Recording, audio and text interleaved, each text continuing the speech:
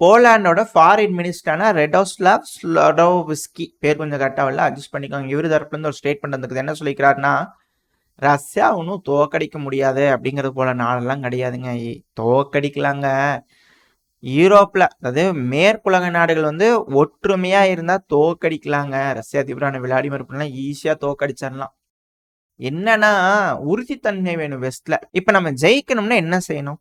இந்த 300 பில்லியன் யூரோஸை நம்ம ஃப்ரோஸ் பண்ணி வச்சுக்கணும். ரஷ்யன் அசட்டை ஒரு மனதா முடிவெடுத்து எல்லாம் ஒரு சேர அந்த 300 நம்மளுக்கு தான் அப்படிங்கிறது போல கையெழுத போட்டு முதல்ல அதை முடிச்சிடணுங்க. முதல்ல அந்த பணத்தெல்லாம் நம்ம திருடிக்கணும். சிச்சி இல்ல, அந்த பணத்தெல்லாம் நம்ம எடுத்துக்கணும். ஏன்னா உக்ரைனுக்கு அழிவுகளை ஏற்படுத்திக்கிறார்கள் ரஷ்யர்கள். அதனால ரஷ்யர்களோட பணத்தை எடுத்து உக்ரைனுக்கு கொடுத்துடலாம் அப்படிங்கிற பேரை நம்மள வச்சுக்கலாம். இல்ல அவங்க வந்து உதவி பண்றதுக்காக கொடுப்பாங்க. ஓகேங்களா? டங்கு டுஸ்ட் ஆகிட்டே இருக்குது. எங்க டங்கு கொஞ்சம் பிரச்சனை இல்லையா? சரி, ஓகே.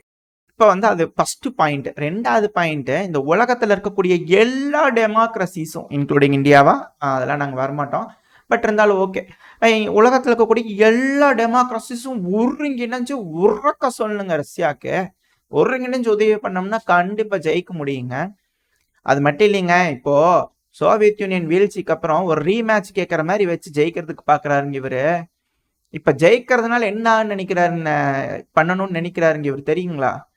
இருக்கிற டெமோக்ரஸிஸ், மக்களால் தேர்ந்தெடுக்கப்படக்கூடிய அரசாங்கங்களை அனைத்தையும் அழித்து விட்டு ஆட்டோக்ராசி சிஸ்டமை கொண்டு வந்து விடுவார் அப்படிங்கிறது போல இருதரப்பு ஸ்டேட்மெண்ட்ஸ்லாம் வந்திருக்கு. சரி, ஓகே. ஏன்னா இதுக்கேற்ற மாதிரி ஜாவியர் மில்லை அவர்கள் இருக்கார் இல்லையா, அவர்கிட்ட இருந்து ஒரு ஸ்டேட்மெண்ட் வந்திருந்து ட்விட்டர் பதிவுல போட்டிருக்கார். சைடில் இமேஜ்லோட இருக்கும், பார்த்தீங்கனாலே தெரியும். இப்போ அவர் என்ன சொல்ல வர்றாரு அப்படின்னா, அதோட சாராம்சம் மட்டும் சொல்லிடுறேன். அதாவதுங்க, அமெரிக்கான்றது உலக போலீஸுங்க. இப்போ அந்த பொசிஷன்ல இருந்து அவங்கள தூக்கிட்டீங்கன்னு வச்சுக்கோங்களேன், எப்படிங்க யோசிச்சு பாருங்க. இல்ல அந்த இடத்த வேறு யாராவது வச்சு பாருங்க, நல்லது நடக்குமான்னு. இதை விட மோசமா போயிருங்க அப்படிங்கிறது போல ஜாவியர் மில்லை அவர்கள் சொல்லியிருக்கிறாரு. எங்க நீங்களாம் டெமோக்ரஸி இல்ல, நம்ம எல்லாருமே டெமோக்ரஸி தானே, மக்களாட்சி தானே. இப்போ உங்களுக்கும் ஒரு வாய்ப்பு கொடுத்தாச்சு, இப்போ அவங்களுக்கும் ஒரு வாய்ப்பு கொடுத்து அவங்க என்ன செய்யறாங்க அப்படிங்கறது பார்த்தாதானுங்களே மக்களாகிய நாங்கள் எது சரி அப்படிங்கிற முடிவுகளை எடுக்கப்படும். இப்போ நீங்களும் உடும்புடியா இதுதான் வேணும் அப்படின்னு அடம் பிடிச்சிங்க அப்படின்னா அது எப்படி இருக்குன்ற சுவை எங்களுக்கு தெரியாது இல்லையா? அதனால அமெரிக்காவை இந்த தடவை எடுத்து தூக்கி போட்டு அந்த போலீஸ்ல இருந்து வேற யாராவது கொண்டு வந்து வச்சு பார்க்கலாங்க, தப்பு இல்லைங்க. அவங்க தான் என்ன செய்யறான்னு பாத்திரலாமே. ஒரு வேலை இல்லை அப்படின்னா அதுக்கப்புறம் எல்லாம் யுனைட் ஆகி அவங்கள தூக்கி போட்டுடலாம் அப்படிங்கிறது போல சில அனலிஸ்ட் தரப்புல இருந்து நியாயமா எடுத்து புரிய வச்சிருக்காங்க. ஏன்னா அதுதானே டெமோக்ரஸி சிஸ்டம். உங்களுக்கும் ஒரு வாய்ப்பு, அவருக்கும் ஒரு வாய்ப்பு கொடுத்து பார்ப்போம் அப்படிங்கிறது போல நியாயமா கேட்டுக்கிறாங்க. ஏன்னா இந்த ஜாவியர் மில்லை அவர்கள் இருக்கார் இல்லையா, அவர் கொடுக்கும் தொல்லை அங்க இருக்கக்கூடிய மக்களால் தாங்க முடியவில்லை அப்படிங்கிறது போல சொல்லிட்டு இருக்காங்க. ஏன்னா ட்விட்டர்ல நிறைய பதிவுகள் வருது, அந்த மேண்ட்ரின் இருக்கு இல்லையா, அதை எல்லாத்தையும் கொண்டு வந்து விவசாயிகளை வந்து கொட்டிட்டு போறாங்களா. ஏன்னா அதை வாங்குறதுக்கு கூட காசு இல்லை மக்கள் கிட்ட அப்படிங்கிறது போல. இல்லை உண்மையா என்ன அப்படிங்கிறது தெரியல, ஏன்னா நம்ம அர்ஜென்டினாக்கு போனது இல்லை இல்லையா. ஸோ அதனால அங்கே வந்து அப்படி சொல்லிட்டு இருக்கிறாங்க. என்ன எதுங்க தெரியல, அங்கே இருக்கிற மக்களுக்கு தான் வெளிச்சம். யாராவது அர்ஜென்டினால இருந்தீங்கன்னா அப்படியா என்னங்கிறத சொல்லுங்க. பட் ஆனால் இது போல விஷயங்கள்லாம் அங்கே நடக்குது அப்படிங்கிறத சொல்லப்பட்டு வருது. முதல்ல இங்கே ஒரு எலெக்ஷன் டெமோக்ரஸியாக வைங்க, திரும்பி ஒரு எலெக்ஷன், அதுக்கப்புறம் மக்கள் முடிவெடுத்து உங்களை வேணுமா வேணாமான்னு சொல்லட்டும்.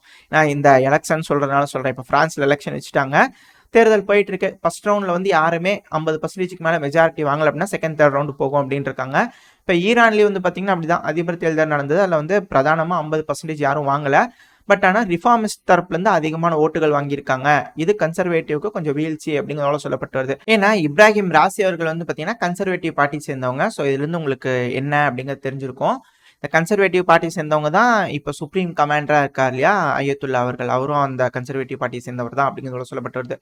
ஸோ இதில் வந்து பார்த்தீங்கன்னா இந்த ரிஃபார்மிஸ்ட் வந்து பார்த்தீங்கன்னா எப்படி அப்படின்னா, இப்போ அவருக்கு தான் அதிகமாக ஓட்டு கிடச்சிருக்கு. இப்போ ரீஎலெக்ஷன் செகண்ட் ரவுண்டில் வந்து பார்த்தீங்கன்னா ஒரு ரிஃபார்மிஸ்ட்டுக்கும் ஒரு கன்சர்வேட்டிவ்க்கும் இடையே நடக்க போகுது. இதில் ரிஃபார்மிஸ்ட் ஜெயிச்சிட்டாங்க அப்படின்னா அவங்களோட ஐடியாலஜி எப்படி இருக்கு அப்படின்றாங்கன்னா, டெமோக்ரஸி கொண்டு வரணும் அப்படிங்கிறது போல அவங்களுக்கு ஒரு ஐடியாலஜி இருக்கு. ரெண்டாவது ரிஃபார்ம்ஸ்லாம் கொண்டு வரணும், நிறையா பல சட்டத்திட்டங்கள்லாம் மாற்றங்கள்லாம் கொண்டு வரணும் அப்படிங்கிறது போல நினைக்கிறவங்க. ஸோ இவங்களுக்கு எந்த மாதிரியான மைண்ட் செட் இருக்கிறவங்க அப்படிங்கிறது நம்மளால புரிஞ்சுக்க முடியுது. ஆனால் இப்போ வந்து அது போல இல்லை அப்படிங்கிறாங்க. மேபி கமேனி அவர்களோட இணைஞ்சு செயல்பட கூடிய வகையில தாங்க இவர் இருக்காரு அப்படிங்கிறதையும் சொல்லப்பட்டு வருது. ஜெயிச்சு வந்தாதான் தெரியும் என்ன நடக்க போகுது அப்படிங்கிறத. இப்போ வேற இஸ்ரேல் லெபனான் வேற பிரச்சனை தீவிரமடைய ஆரம்பிச்சிருக்கு. இந்த இடத்துல ஒரு எலெக்ஷன் ரிசல்ட் வரணும் எல்லாம் ஆவலை எதிர்பார்த்தோம்னா இப்ப திரும்பி தள்ளி வச்சுட்டாங்க. ஸோ பொறுத்து இருந்து பார்ப்போம் ஈரான்ல எந்த மாதிரியான மாற்றங்கள் வருது அப்படிங்கிறது போல. அப்புறம் இந்த ரஷ்யா கிட்டே வந்துடலாம். இந்த ரஷ்யால வந்து பாத்தீங்கன்னா எங்க கேஸை வாங்கக்கூடாதுன்னு சொல்லி சாங்ஷன்லாம் போடுறதுக்காக சொல்லிட்டு இருந்தாங்களே யூரோப்பியன் யூனியன். என்னங்க இப்போ கேஸ் வியாபாரத்துக்குலாம் என்னங்க ஆகுறது அப்படிங்கிறது போல ரஷ்யா தரப்புல இருக்கும் இல்லையா? இப்போ அதுக்கான பதில்கள் வர ஆரம்பிச்சிருக்கு. இந்த உக்ரைன் வந்து பார்த்தீங்கன்னா எங்ககிட்ட கேஸ் வாங்க மாட்டேன், அது வாங்க மாட்டேன். நாங்கள் ஷுதாக் கேஸ் கொஞ்சம் பேர் கட்டாவில் அந்த பைப் லைன் வந்து உக்ரைன் வழியாக யூரோப்புக்கு போயிட்டு இருக்கு இல்லையா? நாள் ஒன்றுக்கு 42.4 மில்லியன் கியூபிக் மீட்டர் அளவுக்கான கேஸ் வந்து போயிட்டு இருக்குதுங்க யூரோப்போட சென்ட்ரல் யூரோப்பியன் நாடுகளுக்கு. ஏன்னா இந்த ரஷ்யாவிலேருந்து துருக்கிக்கு போயிட்டு இருக்கலையா அந்த ப்ளூ ஸ்ட்ரீம் பைப்லைன், அந்த பைப்லைன் வந்து பார்த்தீங்கன்னா யூரோப்போட தெற்கு பகுதியில் இருக்கிறவங்க துருக்கி இது போல நாடுகள்லாம் வாங்கிட்டு இருக்கிறாங்க. இப்போ சென்ட்ரல் யூரோப்புக்கு வந்து போய் தான் இந்த வழியாக தான். சரியாக பேச மாட்டுறாங்க உக்ரைன் தரப்பு தான். ஆனால் கேஸ் இது போல் வருது. நம்ம வந்து 42.4 மில்லியன் கியூபிக் மீட்டர் அளவுக்கு அனுப்பிச்சா 42.1 மில்லியன் கியூபிக் மீட்டர் அளவுக்கு வருதுன்னு அப்டேட் பண்ணிக்கிறாங்க சைட்டில். பட் ஆனால் ப்ராப்பராக பேசுறதுல ஆனால் போகிறது போயிட்டு தாங்க இருக்குது. அது மட்டும் இல்லாமல் இந்த நார்த் ஸ்ட்ரீம் பைப் லைன் வேற ஃபுல்லாக சஸ்பெண்ட் ஆயிடுச்சு இல்லையா? அதனால இந்த வழியாக அனுப்பிட்டு இருக்கிறோம் அப்படிங்கிறது போல கேஸ் ப்ரோம் தரப்புலன்னு சொல்லிக்கிறாங்க. ஆக நீங்கள் கேஸ் வாங்கிட்டு தான் இருக்கிறீங்க, அது உக்ரைன் வழியாக போய்கிட்டு தான் இருக்குது அப்படிங்கிறது போல இருக்குது. என்ன எதுங்க தெரில, ஏதாவது கரெக்டாக சாங்ஷனை போட்டு எல்லாம் பார்த்து பண்ணுங்கப்பா. அப்படி இல்லைன்னா அவங்களோட ஆடிட்லாம் கொடுங்க, நாங்கள் செக் பண்ணி பார்க்குறோம் நீங்கள் வாங்குறீங்களா இல்லையா அப்படிங்கிறது போல வேறு நாடுகள் கேட்டு வாங்கி செக் பண்ணி பார்த்தாங்கன்னா கொஞ்சம் சரியாக இருக்கும் இல்லையா? ஏன்னா மற்ற நாடுகளோட ஆடிட்டிங்லாம் வாங்கி கேட்டு பார்க்குறாங்க.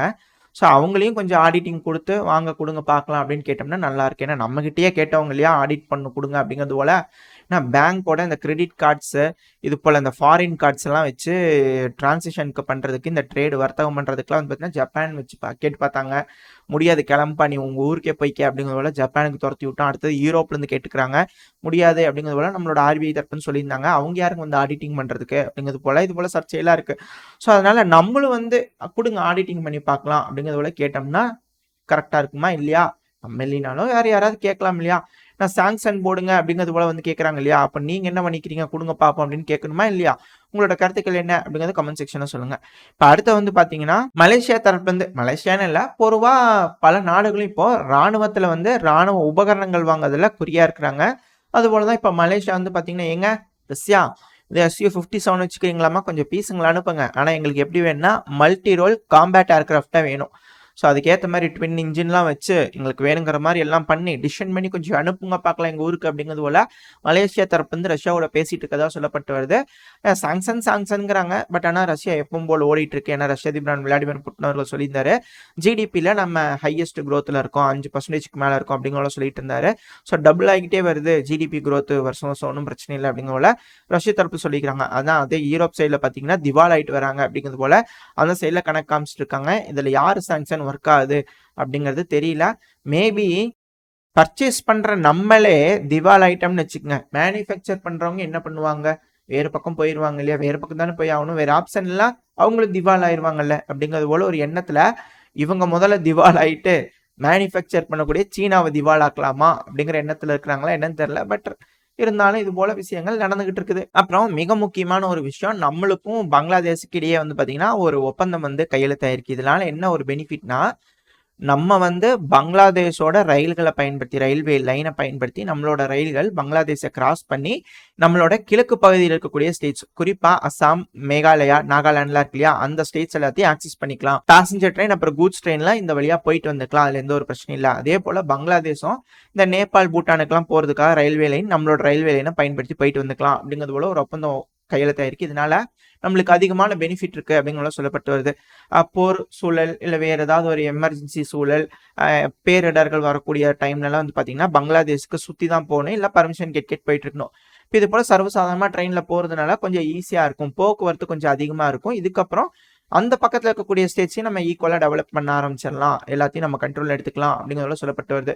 ஸோ இதோட இந்த பதிவு நான் முடிச்சுக்கலாம். இந்த பதிவு எப்படி இருந்துச்சு, உங்களுக்கு பிடிச்சிருக்கா, பிடிச்சுனா லைக் பண்ணிட்டு உங்கள் ஃப்ரெண்ட்ஸ் அண்ட் ஃபேமிலியோட ஷேர் பண்ணிக்கோங்க. அது கூட மறக்காம இந்த பதிவை பற்றின உங்களோட கருத்துக்களை கமெண்ட் செக்ஷனில் சொல்லுங்கள். இந்த பதிவு நல்லா இருக்குன்ற நம்பிக்கையில் அடுத்த பதிவு உங்களை சந்திக்கிறேன். அது வரைக்கும் ஸ்டே சேஃப், பை பாய்.